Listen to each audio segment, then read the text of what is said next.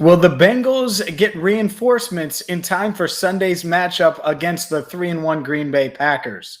Hi again, everyone. I'm James Rapien with allbengals.com in Cincinnati Bengals talk with your injury update for Wednesday, October 6th, as Cincinnati trying to claw their way to 4-1 for the first time since 2018. And to do it, they're going to have to get past Aaron Rodgers. And one way to do that is to have a ball hawk like Jessie Bates on the field. Bates back at practice today, was a full participant, looked spry during the open media portion of practice, where he went through some individual drills, didn't do a lot because that's normally just stretching and special teams. But we got to see a little bit of Bates running around, cutting and stuff. So it looks like that was more of a stinger, that neck issue that kept him out on the short week last week. And if Bates is back, well, that's your best defensive player, arguably.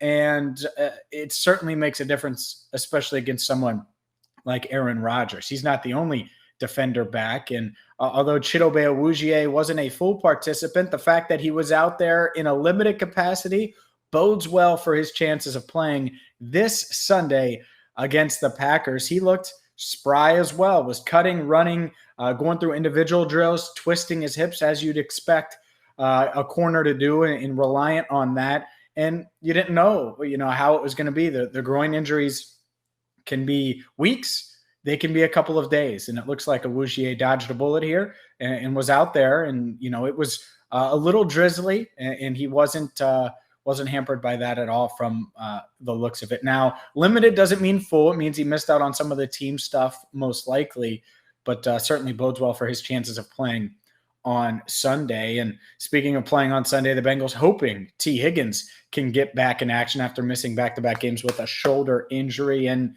as a receiver, you got to go up and get the ball. You got to be able to do that. And during the portion of practice that I saw, he was able to do that. And I think it's a pain tolerance thing for him. Zach Taylor talked about that a few weeks ago when this injury initially happened. And, to me, he looks ready to go. And I know the Bengals feel good about it. And much like Bates, if the game was on Sunday last week, not Thursday, maybe he would have been able to go. They played it safe. They won anyways.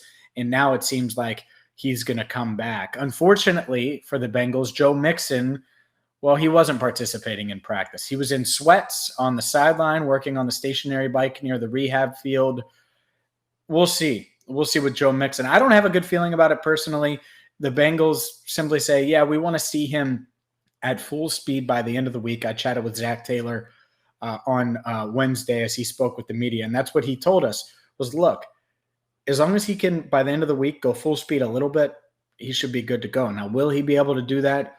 We'll see. It's an ankle sprain, certainly able to walk and things like that. Like I said, he was on the practice field, but he wasn't in a jersey, certainly didn't have his helmet, and had no intention of practicing today. So we'll monitor that throughout the week here on Cincinnati Bengals Talk. Other injuries of note, just things to point out. Trey Hopkins was out. It says knee, but Zach Taylor called it a rest day. And look, when you tear your ACL in January, you're cleared for training camp at the end of July, and you don't miss any of the first 4 games.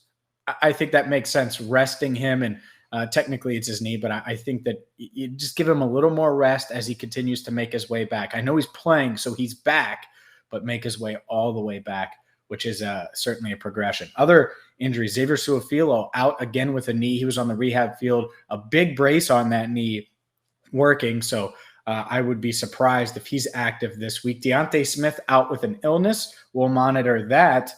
Stanley Morgan dealing with a rib injury.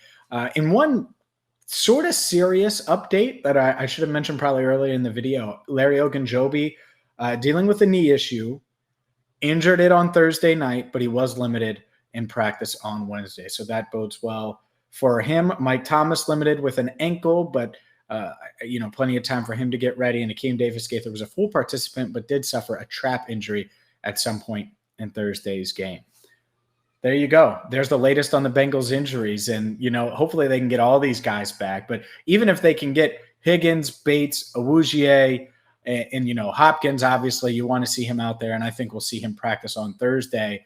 That's pretty good. Now, Mixon, if you're a Bengals fan, and you will probably are if you're watching this, cross your fingers that he's able to heal up over the next few days and get out there. Either way, for all the latest and greatest Bengals information, make sure you hit that subscribe button, ring the bell as well, because whether it's our live chats that we had on Tuesday night, whether it's a little speculation about Stephon Gilmore, or what we have coming later tonight, which is an awesome clip of Frank Pollock and some other highlights from Wednesday.